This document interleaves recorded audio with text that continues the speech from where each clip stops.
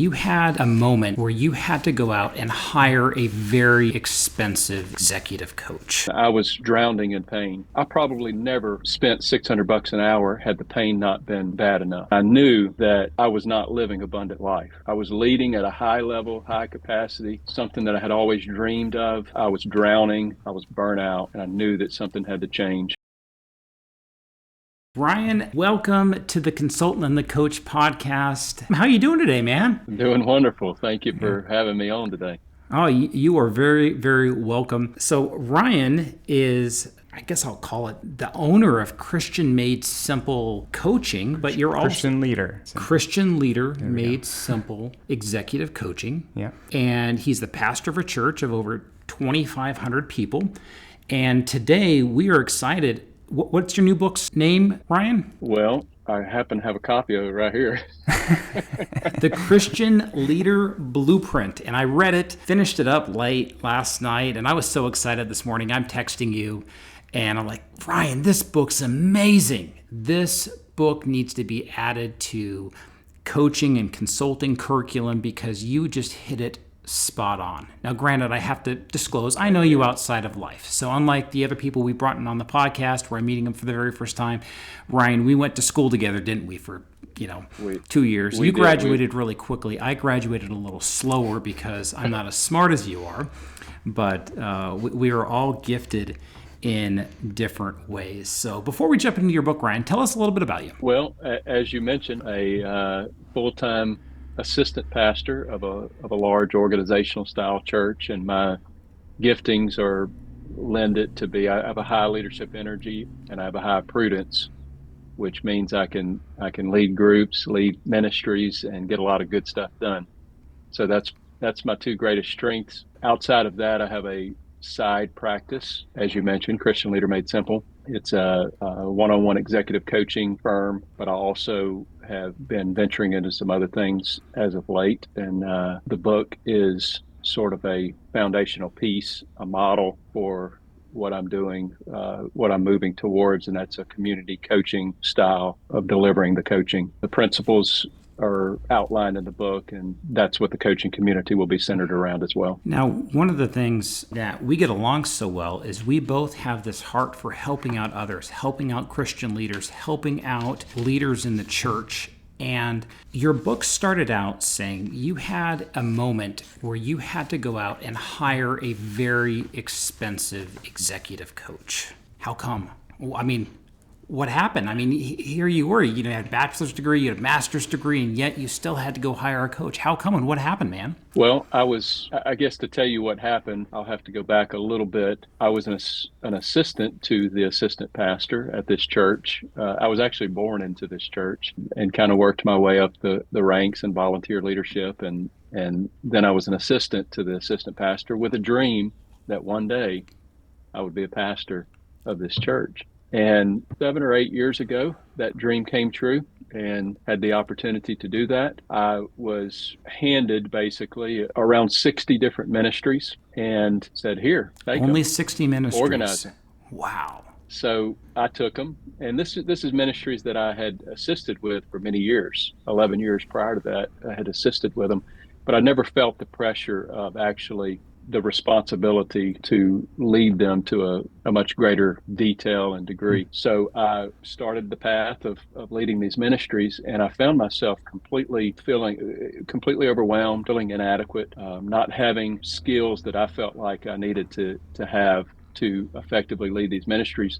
Though I had led in many capacities, even in the business world. I had led at GW Hospital in Washington, D.C., led a failing clinic to be successful, made a lot of money doing that. I just felt inadequate with the degree of responsibility that I had in the church. And so I was searching, what can develop me?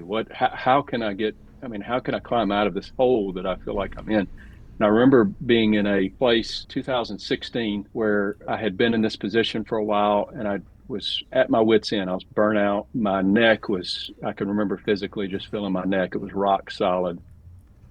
I just couldn't take any more. And I knew something had to change. I could not live like this. I was not regulating myself well. I would come home at night and my family would kind of cringe. What kind of dad or husband are they going to get tonight? And I just knew I couldn't live my life that way. I kept reading this scripture, and this is the scripture that plagued me. John 10:10. The thief cometh not but for to steal and kill and destroy, but I have come that they might have life and that they might have it more abundantly. And I knew that I was not living abundant life. I was leading at a high level, high capacity, something that I had always dreamed of, and I hated it. And I was drowning, I was burnt out, and I knew that something had to change. So I started searching. There's a long story behind all of that, but finally, a friend of mine said, I've been meeting with this executive coach for the last year, and it has literally changed my life. And I said, well, sign me up. And this was Dr. Epperson, right? Are we talking about Dr. Epperson. Okay, so here you go to Dr. Epperson. So obviously a plug for an executive coach. So how do you go from being at your wits end, not living to abundant life, to the Christian Leader Blueprint? How'd that happen? Well, it's first of all, let me step back. Just one last part of the end of that story is I said, sign me up. And then I pursued it and saw the pricing of it. And I said, oh no, I can't pay this. It was, I think it was about $600 an hour. Like, I can't do this. And about 3 months later, I said, I have to do this. If this changed your life, something has got to change in my life, and I'm going to try it. So I paid the astronomical fees, and it did not disappoint. The impact that year of executive coaching had on my life literally shifted my leadership, shifted everything that I was doing. And one thing led to the next. He agreed to mentor me in executive coaching. Did that for a little while. Then I went to Townsend, learned even more things about coaching. And I kept seeing, I started coaching with all of these different avenues of learning that I had experienced, from the mentor to Townsend. Kept seeing a repetitive pattern in my clients. And I started, as an analytical person, I started writing these patterns down. And with each client, I would write down, what am I seeing that is helping this individual? What am I seeing that this individual needs? And I kept seeing patterns with each client. And then finally one day I just sat down and I said, you know what, I'm going to put these in a graph form and see try to make some sense of these numbers. Put it in a graph form, and 16 things emerged from from the clients and the data that I had been gathering. And from that, I started trying to make sense of the 16 things, and the Christian Leader Blueprint was birthed from that point on. So you were seeing all sorts of problems with the clients that you were coaching. And I'm thrilled that here you invested $600 an hour into your own personal growth. And what you've done, you've written a book, so I don't have to pay that $600. Or those listening to the podcast, go get the book. And so book drops August 3rd. But what was the big problem that you were saying? Hey, I'm noticing, were there 16 different things, or the solution is 16 things? What were you noticing in all your clients that you're like, hey, something's missing? It started with their rhythm of life.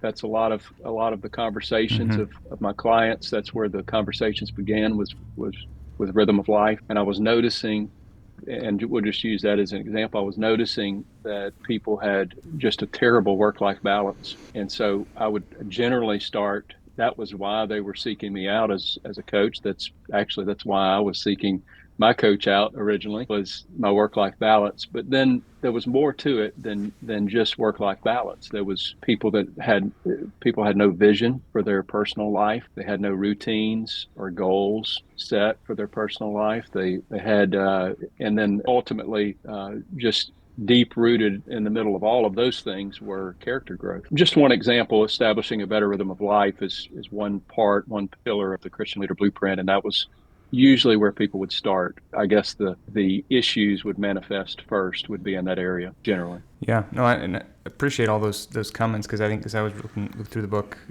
many of the things you hit on, actually, we have podcast episodes on, or hit on life. Yeah, several things. So it's really well aligned. Backing up a little bit in your story, I was curious when you said, sort of when you first decided to pursue executive coaching. And I'm not saying you should have done this. I'm curious what your thought, because I can hear this from other people saying, well, why didn't you just go on a spiritual retreat? Or why didn't you just spend more time in prayer? Or why didn't you just read the word more? Why did you have to do that? Like, how did you navigate that because I mean, Christians were really good at like over spiritualizing pretty much everything. I did those things. I bet you did. I did every one of those things. Yeah. And yet it wasn't enough.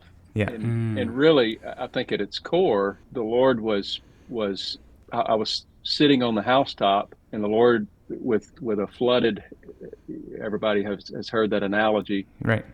Had climbed on the roof, and there was a flood around me, and the Lord was sending me a boat to rescue me, and I was saying no. I'm waiting for the Lord to rescue me. Yeah. And the Lord would send a helicopter to rescue me. And I was saying, no, I want, the Lord's going to rescue me.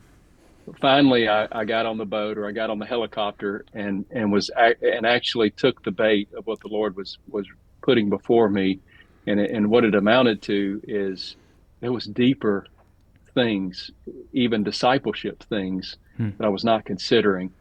And at its core, every one of these principles that I have in the Christian Leader Blueprint are biblically based and have scriptural backings. Maybe not a direct scripture, but principles within the characters and lives of the Bible. Yeah. So it was, I finished reading the book up late last night, and this morning the company I lead we have over 80 team members at our company, and we have a devotion. So I lead, you lead a church, but I lead a secular company, but I always pray over my company and give examples. And I used your example this morning with our entire company, because you quoted in the book, the Psalm, though I walk through the valley of the shadow of death. But you don't leave it there. You then jumped all the way forward to 2 Corinthians 12, 9 through 10. And you say, what is the point of the pain of doing something big? Because in that passage, Paul's talking about the thorn in the flesh. And I absolutely loved, you bridge the two concepts together and say, hey, we are meant to carry each other's burden. So talk about how that fits into the Christian Leader Blueprint and why you wrote the book. First of all, the leadership pain, a lot of times we're not willing to move or to change or to develop without the pain. And I probably never would have spent $600 an hour had the pain not been bad enough. And I was drowning in pain. And I can go through many areas of my life, and I probably would not have pursued health and growth and even scripture and prayer, as you mentioned, had I not felt the pain.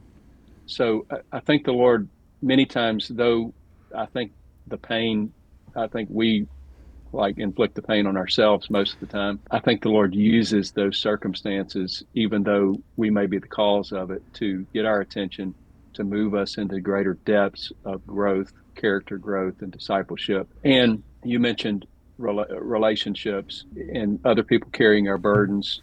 There's over 50 scriptures in the Bible that talk about one another. There are one another scriptures. There's such as bearing one another's burdens. And that's a huge aspect of the Christian Leader Blueprint. That's why one of the fourth pillar of the Christian Leader Blueprint is build more productive relationships, because I couldn't imagine doing life now without my life team.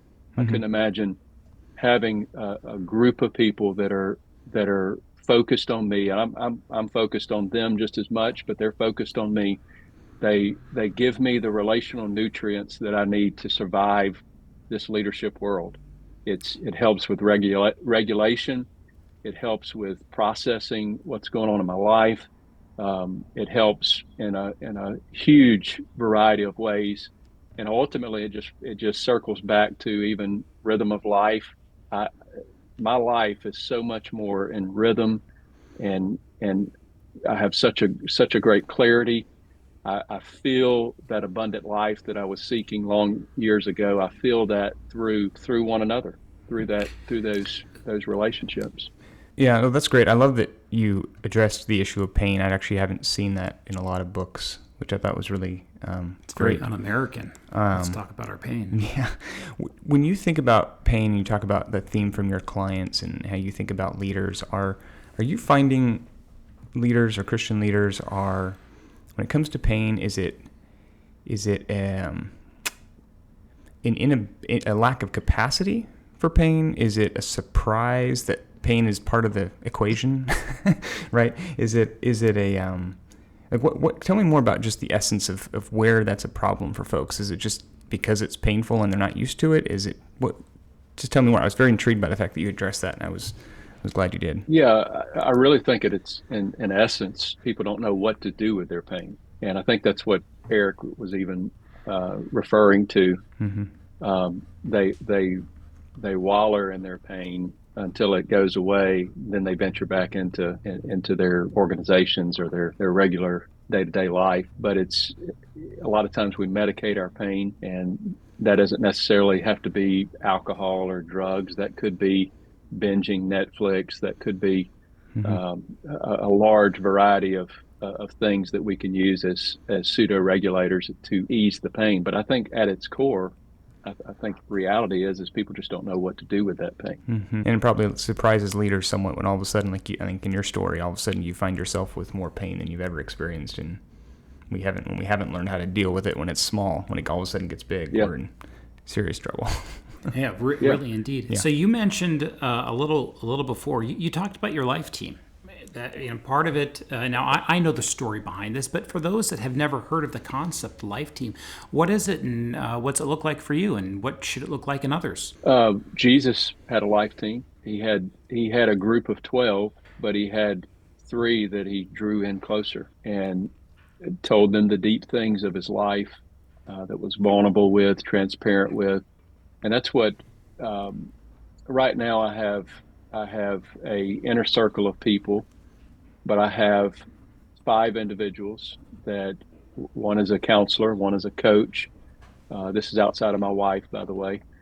So 6, including my wife. But I have 3 individuals that I would consider my life team that I routinely meet with. I don't recommend people having that many or even starting that many because it is a lot to maintain. And if you don't maintain those relationships, they will slip by you and not be as effective. But I meet with them at least once a month. I've got one that I meet with every week. But we get together, we process things. We if one of us has something going on in our lives, we'll unpack it together. If we don't, we'll catch up and have a good time and enjoy friendship. But there's times where just last week I was having to put myself out there quite a bit. I'm an introvert by nature, and honestly, I do not like social media, and I don't like marketing. And guess what I'm having to do with a book? I'm having to put myself out there in ways that I'm not used to, and it triggers things within me. And so last week, I had a meeting with one of my life team members, and we unpacked that. Actually, twice last week, I had to unpack it with 2 individuals because I felt myself being triggered and some weird emotional things within me, but I knew what to do with it. I knew that I could go to one of those individuals and unpack those things, and that was a relief, and instead of days of spiraling emotionally, it was more like maybe a couple of hours because I knew what to do with it. Great. Yeah. And I would say amen to that. Josh is on my life team, and we've talked about that as well. And we've had a few times where I've come into meetings, Josh, and you listen to me. And sometimes I even say some words I shouldn't say that are not podcast acceptable words. Yeah, no, not podcast. But then other acceptable. times things are going great. We celebrate together. So this is the cool part about doing life. It's not always in one area. It goes back and forth, and we do life. And you see this with Jesus. Yep. Another topic you mentioned was routines, and we've talked again about that a lot too.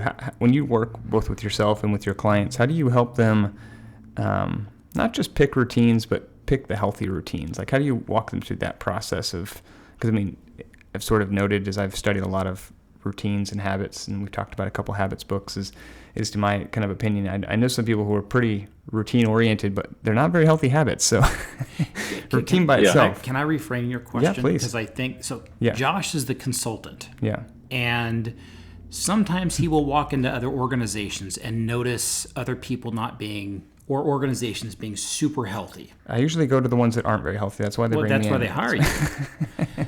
So what should he do when you are consulting and you go in and you meet with someone, you say, "Uh-oh, this is not healthy." How do you approach that? Well, from a coaching perspective, I would be looking at the individual. I think from a consulting perspective and looking at the organization, that's a much broader concept that I'm probably not equipped to speak to. But from a perspective of coaching, maybe it's a senior leader that you're connecting with, because it's going to start with them likely. Mm-hmm. If that organization is going to get healthy, I've got to find out first of all what is most important to that individual. So I may ask them a series of questions to find out what is most important to a person's day and a person's week. And usually I look at goals or routines from a week perspective, and then also from a daily perspective. So I want to know what needs to be accomplished, what is most important to accomplish in a week's time, and then what is most important to accomplish every single day. And if you don't have a place in your day on your calendar, at least in your mind on your calendar, that you're going to accomplish those things, it's not likely you're going to do it. And so, there's some people that live rigidly by a calendar, but there's some that have a great memory and they're okay. They kind of live their calendars in their brain. That's okay. But you better have a spot for it. And generally speaking, I find that most people's daily routines happen best in the morning, before the chaos of the day hits. And that actually starts the night before. If you don't have a nightly routine, your morning routine is going to be shot. If I don't go to bed, my nightly routine is at 9:30. I go to bed, but at 9:15, I've got all of my lights set in my house, where all of my lights except my bedroom lamps go out. They automatically go out. They're on an automation.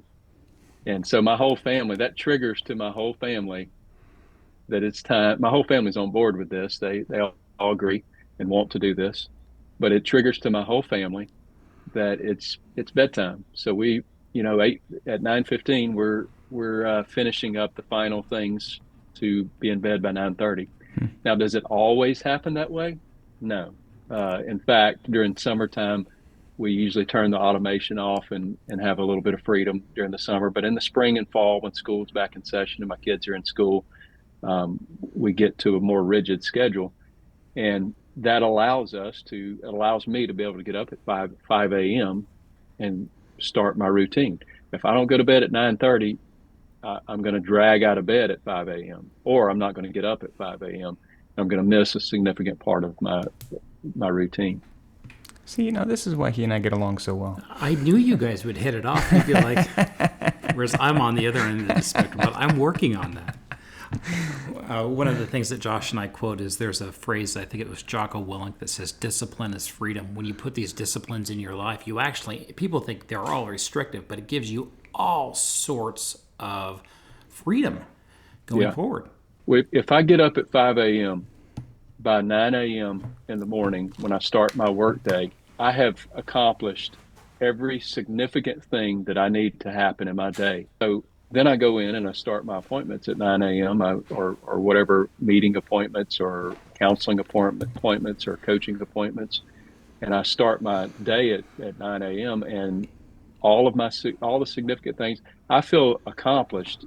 If my day blows up, if my calendar blows up in my day, it doesn't matter. I've gotten the most significant things of my day accomplished by that point. And that really gives me a boost of energy in my day to know that I've had a solid day by 9 a.m. Mm-hmm. Yep. So now one of the second parts of you have this really cool picture in the Christian Leader Blueprint, and we talked a little bit about rhythm. The next you had was leverage your strengths. How do you come up with it, and what does that look like? Whether leadership in the church or leadership in a Christian business, how does one leverage their strengths? There's a lot of aspects to leveraging your strengths, but I think the four most important components of that is uh, looking at your calling. First of all, what do you feel that the Lord has called you to do as an individual? Looking at your giftings. What are you talented in? What are you not talented in? Is just as important as what you are talented in. Um, and then two other aspects of leveraging your strengths is being able to lead others effectively. That may be learning conflict resolution. That's your typical leadership books out there that would help you communicate better. There's it kind of that's kind of an umbrella for a lot of variety of your typical leadership subjects.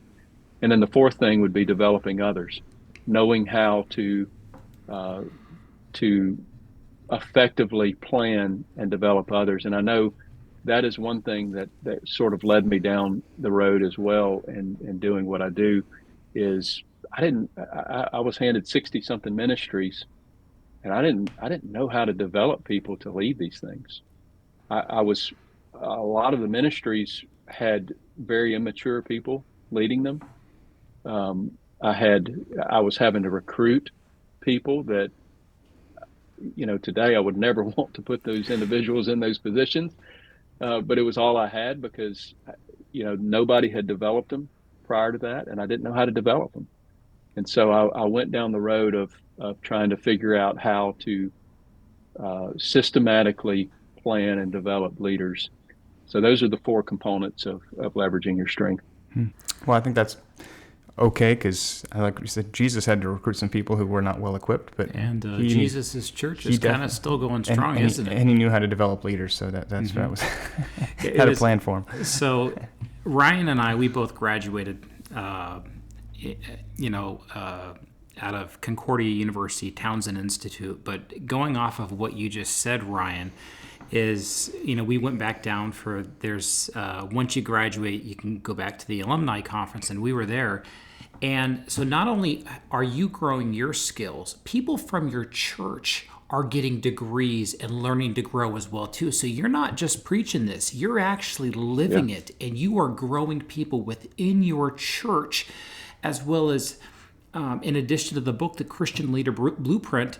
It's not just going to end with this book, is it? So tell me, if you don't mind me asking, what's going to come later? You've developed a program to take it to the next level. Let's say, the book comes out August 3rd. People, our listeners, read the book and they want to go even farther. What's next, Ryan? And Eric, you're right. Have been very focused on getting these concepts and the things that I've learned, the things that have helped develop me and grow the inside of me.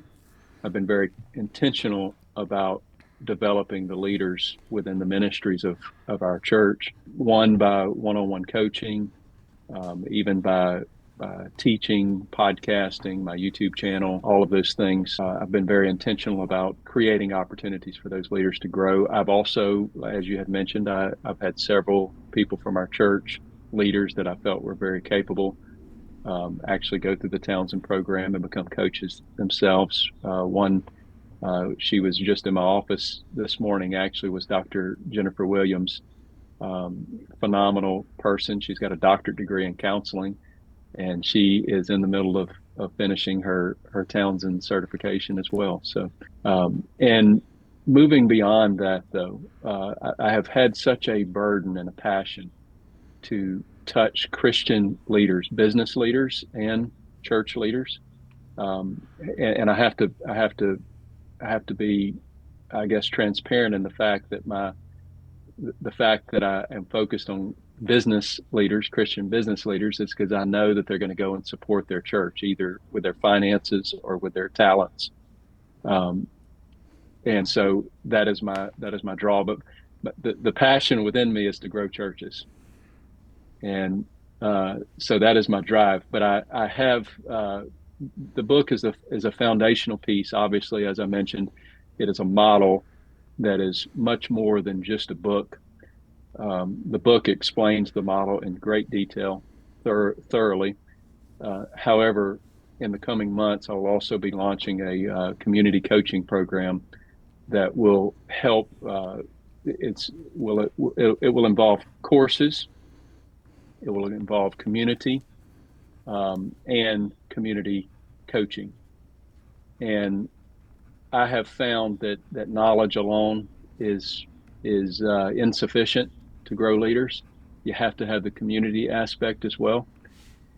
So, and then also knowledge and coaching or community is insufficient. Also, I think the coaching aspect is extremely important as well. And so those are the three major components of the coaching community that I'll have in the near future that will help get these concepts into not just the 15, 20 leaders that I coach at a time, not just individuals that I can do one-on-one, but maybe hundreds of potentially of leaders that can join and contribute to this community of growth and leadership development. And that's fantastic. For someone like myself who doesn't know a lot about coaching, when you say community coaching, are you talking about in-person groups, online groups? Tell me more about like how this works. What's that mean? Because you said some things there that as a coach probably you probably know what I'm talking about. You know what he's talking about, but I didn't follow. So tell me more about some of that, what that means. I'm glad you asked that. I'm actually, there may be something in the world like what I'm doing, but I don't know it if there is. But for me, it is a pioneering work. I don't know of any church Christian style leadership development that involves this out there, but it is forum based as well.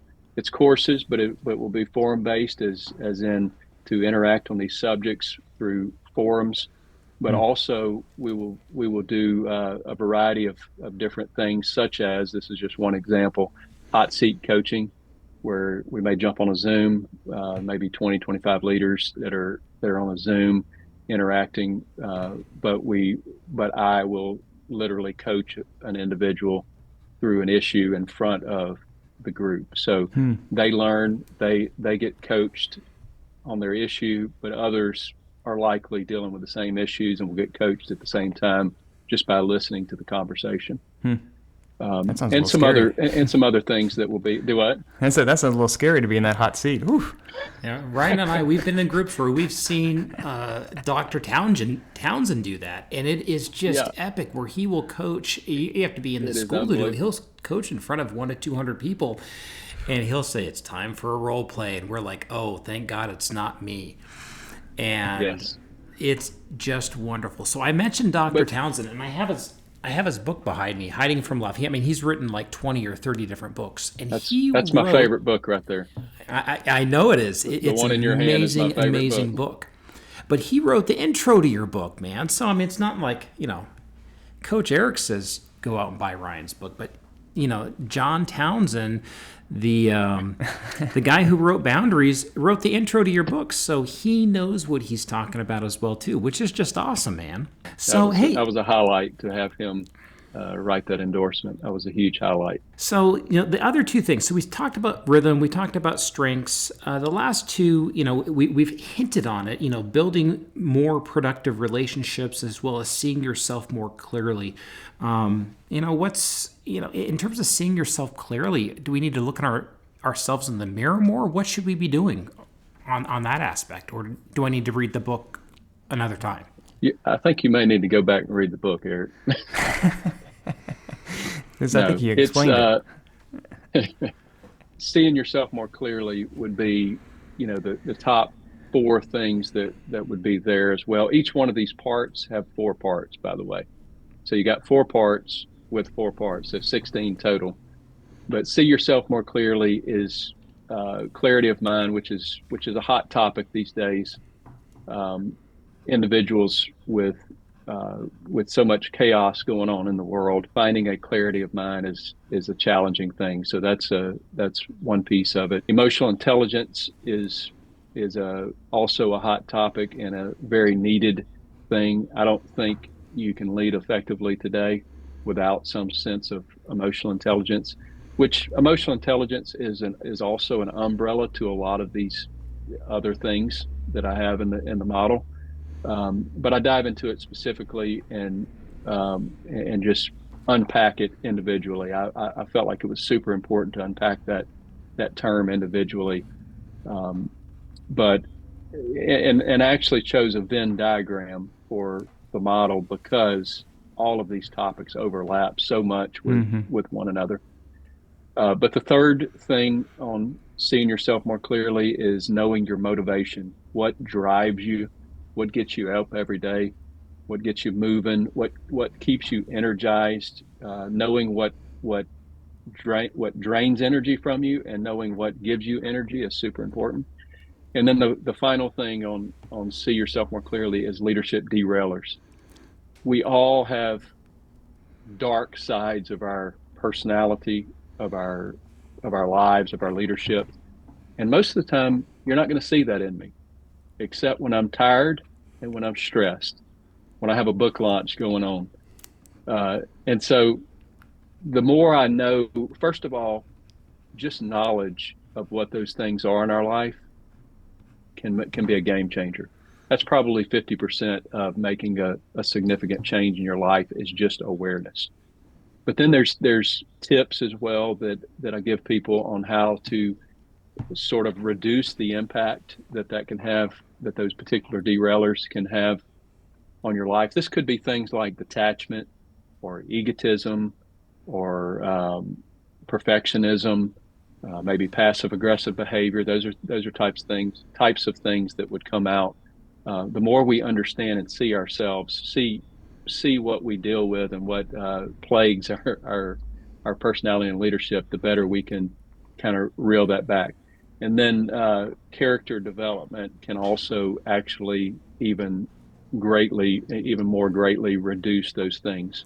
But awareness alone will make an impact. So that's the four parts of see yourself more clearly. Well, that's great. I have like 10 more questions to I was ask gonna you, say, but we could I've probably go a already bunch of different utilized directions. almost a full hour. Yep. But for people who want to learn more about this, besides, I mean, the book, I bought it on Amazon already. It's going to be delivered to me August 3rd. So if you order it on Amazon or any other online bookstore, you can. But let's say someone wants to go to the next level.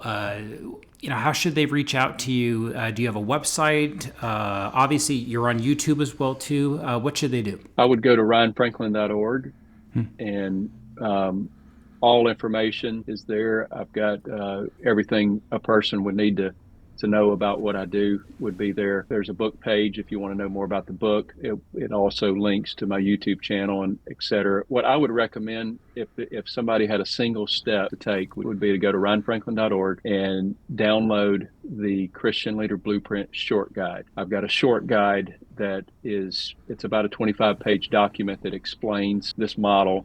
So you don't have to invest any money. Before you read the book, before you buy and read the book, you can actually preview the model by going to ryanfranklin.org and just downloading that. And that will also put you on my email list. And as the coaching community opens and other things that I offer open, you can be notified through that. That's great.